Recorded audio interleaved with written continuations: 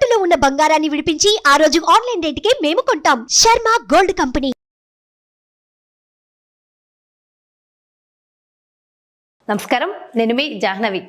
మన సనాతన ధర్మం ప్రకారం మనకి ప్రతినిత్యం కూడా అనేక రకాల సందేహాలు ఉంటూ ఉంటాయి కదా. సో దాన్ని సైంటిఫిక్గా శాస్త్రోక్తంగా కూడా నివృత్తి చేసి దానికి సంబంధించిన సమాధానాలు వింటూ ఉంటే మనకు కలిగే ఊరటే వేరు కదా. మరి అలాంటి సమాధానాలన్నీ కూడా చెప్పడానికి మనతో ఉన్నారు ప్రముఖ జ్యోతిష్య వాస్తు పండితులు, ప్రముఖ ఆధ్యాత్మికవేత్త మన ప్రదీప్ జోషి గురువు గారు. మాట్లాడేద్దాం. నమస్కారం గురుగారు. గురుగారు, ముఖ్యంగా ఇప్పుడు అమావాస్య, ఆ రోజు ఏం చేయడం వల్ల అందరికీ మంచి జరుగుతుందంట? శ్రీ గురుభ్యో నమః. శ్రీమాత్రే నమః. మనకున్నవే 7 రోజులు. వారాలన్నీ 7 రోజులు. ప్రతి సంవత్సరము 24 అమావాస్యలు వస్తాయి. ఒక్కొక్క అమావాస్య ఒక్కొక్క వారముతో వస్తే ఒక్కొక్క వైశిష్ట్యం ఉంటుంది. అమావాస్య దేనికి సూచనము అంటే లయమునకు సూచన. అమావాస్య ఏంటి? లయం. లయం అంటే ఏంటి? లయమైపోవడము. లయమైపోవడం అంటే మిక్స్ అయిపోవడం, యోగమునకు సూచన. ఎట్లాగంటే మనకి సూర్యుడు ఉదయిస్తూ ఉంటాడు. సూర్యుడిని మనం చూస్తే అమావాస్య రోజు చంద్రుడు ఎక్కడ ఉంటాడు? మరి సూర్యుడితోటే ఉంటాడు. సూర్యుడు చంద్రుడు ఇద్దరు ఒకే కక్షలో ఉంటారు. మనకి చంద్రుడు కనబడు. అమావాస్యలో చంద్రుడు కనిపిస్తాడా? కనబడు. ఎక్కడ ఉంటాడు మరి చంద్రుడు అంటే? సూర్యుడితోటి పాటే ఉంటాడు. మనకి మాత్రం మన కంటికి కనబడు. ఎందుకోసం అంటే సూర్యుడి యొక్క కిరణాలు ఇలా పడతా ఉంటే చంద్రబింబం వచ్చేసి ఇక్కడ అడ్డుగా ఉంటుంది. అడ్డుగా ఉన్నప్పుడు కిరణాలని ఇక్కడ పడతాయి కాబట్టి భూవాసులకు చంద్రుడు కనబడు. ఎందుకోసం అంటే ఇక్కడ మొత్తం కూడా కంప్లీట్గా కిరణాలు ఇక్కడే పడతాయి. సో అమావాస్య రోజు ఏం జరిగినట్టు? సూర్యుడి లోపల చంద్రుడు లయమైనట్టు, లీనమైనట్టు మళ్ళీ బయటకు వచ్చేస్తాడు. తర్వాత అప్పుడు ప్రతిపద అయిపోతుంది. సూర్యాస్తమం అయిన తర్వాత ఏం జరుగుతుంది అంటే అప్పుడు మనకి పశ్చిమ వైపు చంద్రుడు కనిపిస్తాడు. అర్ధచంద్రకారంలో కనిపిస్తాడు. సో అమావాస్య అర్థం ఏంటంటే లయము, లీనము అని అర్థం.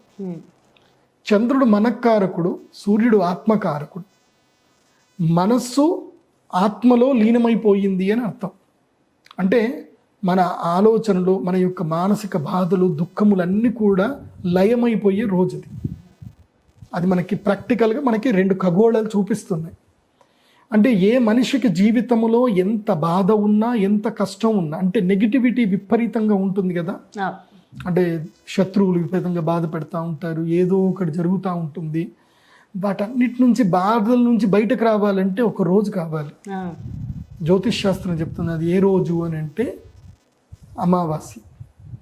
విపరీతంగా కష్టాలు ఉన్నటువంటి వాళ్ళు, విపరీతంగా దుఃఖాలు, అప్పుల బాధలు, ఏ కష్టం ఉన్నా సరే వాటిని తొలగించుకోవాలంటే అమావాస్య ఒక్కటి అది బ్రహ్మాస్త్రంలాగా పనిచేస్తుంది. ఇది మనకి ఎవరు చెప్పారు తెలుసా?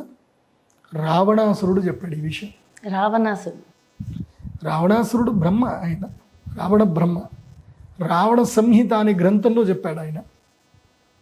అమావాస్య రోజు ఎవరైతే గనక నదీ స్నానము చేస్తారో, చాలా సింపుల్ టెక్నిక్, చాలా సింపుల్ చెప్తున్నా. అమావాస్య రోజు నదీ స్నానం చేసి అక్కడనే మట్టితో శివలింగం తయారు చేసి ఇన్ని నువ్వులు తీసుకొని శివలింగం మీద నువ్వులు వేసి నీళ్లతో అభిషేకం చేసి ఆ శివలింగాన్ని చేతిలో పెట్టుకొని సూర్యుడికి అభిముఖంగా నమస్కారం చేసుకొని ఆ శివుడిని ఆ నీళ్ళలో కలిపేయాలి. అంతే. Simple remedy. ₹1 ఖర్చు లేదు. నువ్వుల ఖర్చుకి అంతకుమించి ఏం లేదు. Simple remedy. ప్రతి అమావాస్య ఇది చెయ్యాలి. ప్రతి అమావాస్య ఏం చేయాలి అని అంటే నువ్వులు వేసుకొని చేతిలో నువ్వులు పట్టుకొని పితృదేవతలకు తర్పణం వదలాలి. పితృదేవతలకు తర్పణం వదిలితే పితృదేవతలు మనకి శక్తిని ఇస్తారు. మనకి దేవతలు మన మాట వినకపోవచ్చు కానీ మన పితృదేవతలు అయితే మన మాట వింటారు. ఎందుకోసం అంటే వాళ్ళ వంశాన్ని ఉద్ధారం చేసేది వీడే కాబట్టి పితృదేవతలు వింటారు. అందుకోసమని అమావాస్య రోజు శివుడికి నువ్వులతో అభిషేకం చేయడము, నువ్వులు నీళ్లు కలిపి అభిషేకం చేయడము, నదీ స్నానము చేయడము చాలా గొప్పది. అమావాస్య అంటే ఓన్లీ పురుషులు మాత్రమే, స్త్రీ పురుషులు ఇద్దరు అందరూ ఎవరికి భేదం ఏం లేదంటే అందరూ స్నానం చేయొచ్చు, అందరూ శివుడికి పూజ చేయొచ్చు. పితృతర్పణాలు చేయాలి అమావాస్య రోజు. సూర్యుడికి నమస్కారం చేసి చక్కగా స్నానము చేసి తర్పణములన్నీ కూడా వదిలి తర్వాత చపాతీలు చేయాలి. చపాతీలు అంటే తల్లి తండ్రి ఉన్నటువంటి వాళ్ళేమో స్క్వేర్లో చపాతీలు చేయాలి. స్క్వేర్లో స్క్వేర్ లేకపోతే ట్రయాంగిల్లో తల్లిదండ్రులు ఉన్నవాళ్ళు. తల్లిదండ్రి లేనటువంటి వాళ్ళు ఏం చేయాలంటే రౌండ్ షేప్లో చపాతీలు చేయాలి. లేని వాళ్ళు అంటే తండ్రి లేకపోయినా లేదంటే తల్లి లేకపోయినా ఏ ఒక్కరు లేకపోయినా కూడా స్క్వేర్లో చపాతీలు చేయాలి. ఏదైనా ఒక పుణ్యక్షేత్రం దగ్గరికి వెళ్ళిపోయి నీకు వివాహం అయి ఉంటే నువ్వు నీ భార్య ఇద్దరు కూడా కూర్చొని ఆ క్షేత్రంలో ఇంత గోధుమ పిండి తీసుకొని చక్కగా నీళ్లు పోసి ఇద్దరు భార్యాభర్తలు కలిసి ఇద్దరు కూడా ఏం చేయాలంటే చపాతీలు చేయాలి. చపాతీలు చేసి ఏం చేయాలి, అక్కడ ఉండేటువంటి పేదవాళ్ళందరూ కూడా వాటికి భోజనం పెట్టాలి. వాళ్ళకి గోధుమ పిండితో చేసిన చపాతీలు భోజనం పెట్టాలి. శివుడికి నైవేద్యం చూపించాలి. అయ్యా శివయ్య నీ దయ అని చెప్పాలి. అందరికీ కడుపు నిండా భోజనం పెట్టాలి. లేదా అన్నము వండాలి. అన్నము వండి అందరికీ భోజనం పెట్టాలి. అమావాస్య రోజు నువ్వు ఎంతమందికైతే దావాగ్ని అంటే కడుపులో ఉండేటువంటి జఠరాగ్నిని ఎంతమందికి నువ్వు ఉపశమనం చేస్తావో నీకు పితృదేవతలు అంత సుఖంగా అంత సంతోషించి వాళ్ళు నిన్ను అనుగ్రహిస్తారు. నువ్వు ఎవరికి అన్నం పెట్టావు అనేది అనవసరం. వాళ్ళకి క్యాస్ట్ క్రీచర్ ఏది లేదు. నువ్వు కుక్కలకు అన్నం పెట్టినా పక్షులకు అన్నం పెట్టినా జనాలకు అన్నం పెట్టినా ఎవరినైనా సరే కడుపు నింపాలి. అమావాస్యలు కడుపు నింపితే అంతకు మించిన గొప్పది ఏమీ లేదన్నమాట. అయితే ట్రయాంగిల్లో చేయాలి అంటే చపాతీ రౌండ్ గానే వస్తుంది కదా గురువు గారు, కట్ చేయొచ్చా మరి? కట్ చేయొచ్చు. చేసేసి ఎందుకు చేయాలి అనే లాజిక్ ఉంటుంది. చెప్పండి. చపాతీలు పౌర్ణంగా చేసినప్పుడు ఏంటంటే అవి సర్కిల్లో ఉంటాయి కదా, పితృదేవతలకి మోక్షం లభిస్తుంది. ట్రయాంగిల్లో ఉన్నప్పుడు నీ లైఫ్లో ఏదైతుందో రావలసినవన్నీ కూడా నీకు లభిస్తాయి. అంటే నీ తల్లిదండ్రులకు ఏవైనా సుఖాలు పుణ్యాలు ఏమైనా లభించాలి అని అంటే ఇహలోకంలోనే లభిస్తాయి. సో ఎందుకోసం అంటే ట్రయాంగిల్ అనేది మనకి శ్రీచక్రానికి సింబల్, అది శక్తికి సింబల్. అది కాబట్టి శక్తి మనకి దొరుకుతుంది ట్రయాంగిల్లో చేసిన చపాతీలు ఇస్తాయి. అందుకోసం ఇప్పటికీ మీరు మహారాష్ట్ర ఎక్కడికైనా వెళ్ళి చూడండి. మహారాష్ట్రలో బ్రాహ్మణుల ఇంటికి మోస్ట్లీ చాలా మంది దగ్గరికి వెళితే వాళ్ళు చపాతీలు ట్రయాంగిల్లో చేసుకోరు వాళ్ళు. నాకు కూడా మొదలు తెలియదు. నేను ముంబైలో సత్యధ్యాన విద్యాపీఠం అని అక్కడ చదువుకున్నాను. అక్కడ పోయినప్పుడు చపాతీలు చేసేటప్పుడు చపాతీలు చేస్తూ స్క్వేర్గా చేసిన అంటే ట్రయాంగిల్ చేసి వేసేవాళ్ళు అనమాట. ఇట్లా చపాతీలు చేయరు, మా దగ్గర ఇంటూ రౌండ్గా చేస్తారు అని చెప్పేస్తానంటే రౌండ్గా చేయకూడదు, రౌండ్గా చేస్తే అది పితృదేవతలకు పెట్టేటట్టుగా ఉంటుంది. కాబట్టి పితృదేవతలకి ఉంటేనే రౌండ్గా చేయాలి, లేకపోతే ట్రయాంగిల్లో చేయాలని చెప్పారనమాట. అప్పటి నుంచి మా ఇంట్లో మేము ఎక్కడ చపాతీలు చేసుకున్నా మేము ట్రయాంగిల్లోనే చేసుకుంటాం తప్ప రౌండ్గా చేసుకోము మేము. సో ఇప్పుడు మా నాన్నగారు లేరు కాబట్టి మాకు పనికి వస్తుంది. అట్లా చేయడం మంచిది. అంటే పితృకార్యం చేసేటప్పుడు మాత్రమే రౌండ్ చేయాలి, అది అమావాస్య రోజు మాత్రమే చేయాలి. అయితే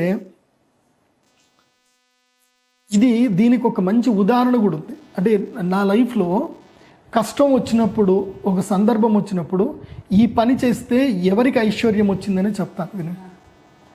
మునుపు ఔరంగాబాద్ నుంచి మా నాన్నగారి దగ్గరికి ఒక శిష్యుడు వచ్చాడు అనమాట. ఆ శిష్యుడు వచ్చినప్పుడు మా నాన్నగారు ఆ శిష్యుడికి ఒక విషయం చెప్పాడు. నీకు పితృదేవతల శాపం ఉందిరా, అందుకోసమే నీ జీవితంలో నీకు సంతానం కలగట్లేదు, నీ జీవితంలో సుఖం దొరకట్లేదు నీకు. అందుకోసం నువ్వేం చేయంటే గాణగాపూర్ క్షేత్రంకి వెళ్ళు. గాణగాపూర్ క్షేత్రం వెళ్ళి 3 అమావాస్యలు అక్కడనే ఉండు. అంటే 3 నెలలు అక్కడ ఉండమని చెప్పారు. 3 నెలలు అక్కడనే ఉండు. 3 నెలల్లో నువ్వు చేయాల్సిందల్లా ఏంటంటే నీ జీవితకాలం నువ్వు ఎంత సంపాదించినా ఆ డబ్బు మొత్తం దగ్గర పెట్టుకో. ఏం చేయంటే ప్రతిరోజు కూరగాయలు కొను, తర్వాత రోజు చపాతీలు చేయి. రోజు 108 చపాతీలు చేయి. నీ చేతితోటే చేయాలి, మళ్ళీ ఎవడో పని వాడితో చేయకూడదు. నీ చేతితోటి 108 చపాతీలు చేయి. అక్కడ గురు చరిత్ర పారాయణం చెయ్యు, చపాతీలు చెయ్యు, తర్వాత ఏం చెయ్యు, ఇంత కర్రీ చెయ్యు. వచ్చిన అక్కడ పేదవాళ్ళు, అక్కడ దీక్ష తీసుకుంటున్న వాళ్ళందరూ కూడా ఒక చపాతీ దాంట్లో కర్రీ వేసి ఒక ఆకులో పెట్టి ఇచ్చేసి అట్లా అందరికీ పంచుతావు. 3 నెలలు పని చేయి. తర్వాత నీకు వివాహము అవుతుంది, సంతానము అవుతుంది, నువ్వు మంచి శ్రీమంతుడు కూడా అవుతావు అని చెప్పారు మా నాన్న. వాడు ఇల్లు జల్ల అన్నీ వదిలేసి 3 నెలలు అక్కడ ఉన్నాడు. గాణగాపుర క్షేత్రము ఈ భూలోకంలో వరాలిచ్చే మహాక్షేత్రం, అది దత్తాత్రేయ స్వామి క్షేత్రం. నీ జీవితంలో నువ్వు ఎవడో దగ్గర ఎన్ని సంవత్సరాలు పనిచేసినా నీకు వేస్ట్. గాణగాపురం వెళ్ళి 3 నెలల పాటు అక్కడ దీక్షగా ఉండి గురుచరిత్ర పారాయణ చేసి ఆ క్షేత్ర ప్రదక్షిణ ఒక్కసారి చేసినా చాలు. ప్రతిరోజు అందరికీ పెట్టడం. ఇది ఎవరైనా చేయొచ్చు. అమావాస్య రోజు మాత్రం అందరికి అన్నం పెట్టాలి. దత్తక్షేత్రంలో అన్నం పెట్టాలి. ఎందుకోసమంటే దత్తాత్రేయ స్వామి తప్పకుండా ఏదో ఒక రూపంలో వస్తాడు. ఆయన ఉన్మత్తానంద బాలపిశాచ అంటారు. ఆ రూపంలో వచ్చి ఆయన తింటాడు. అలా మీరు చేయగలిగితే మీ జీవితంలో కష్టాలన్నీ పోతాయి. అందుకోసమని అమావాస్య వస్తే దత్తక్షేత్రము, శివక్షేత్రము, విష్ణు క్షేత్రం ఎక్కడికైనా వెళ్ళాలి, నదీ స్నానం చెయ్యాలి, శివుడు ప్రదక్షిణలు చెయ్యాలి, డెడికేటెడ్ లయం అయిపోవాలి. లయం అంటే ఏంటి? నీ లోపల నీ యొక్క సెన్సరీ ఆర్గన్స్ అని విత్డ్రాల్ చేసుకోవాలి. స్వామి నీకు శరణాగతి అని చెప్పాలి. అలా ప్రతి అమావాస్య చెయ్యాలి. ఓన్లీ సోమవతి అమావాస్యనే కాదు, ప్రతి అమావాస్య చెయ్యాలి. అమావాస్య వచ్చింది అని అంటే మన జీవితంలో ఏంటంటే అన్ని పనులు వదులుకోవాలి. ఒరే అమావాస్య వచ్చిందిరా, నా జన్మోద్ధారం చేసుకోవాలి, నేను వెళ్ళిపోతున్నాను, ఎన్ని కర్మలు ఉన్నాయో, ఎన్ని తలనొప్పులు ఉన్నాయో ఈ అమావాస్య రోజు వెళ్ళిపోవాలి అని చెప్పి ఆ పని చెయ్యండి. అమావాస్య రోజు దానము తీసుకున్న వాడికి పుణ్యమే, దానం ఇచ్చిన వాడికి పుణ్యమే, రెండు పుణ్యమే. సో ఇంకా మంచిది, అంత మంచిదే. అది అమావాస్య యొక్క గొప్పతనం. చాలా సంతోషం గురుగారు, చాలా చక్కగా వివరించారు. Thank you so much. నమస్కారం. సుమన్ టీవీలో మీ పర్సనల్ అండ్ బిజినెస్ ప్రమోషన్స్ కోసం కింది నెంబర్కి కాంటాక్ట్ చేయండి.